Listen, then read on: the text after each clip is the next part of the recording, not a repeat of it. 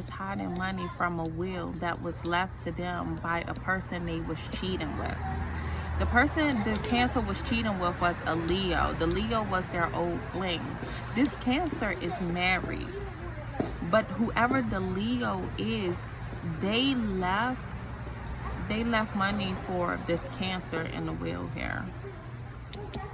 And it looks like whoever the Leo is, their son is locked up. They're incarcerated here. Now, this person doesn't necessarily have to leave a will. This Leo doesn't have to be dead, right? They can actually be the person that is locked up but left money for this Cancer because they have a son together.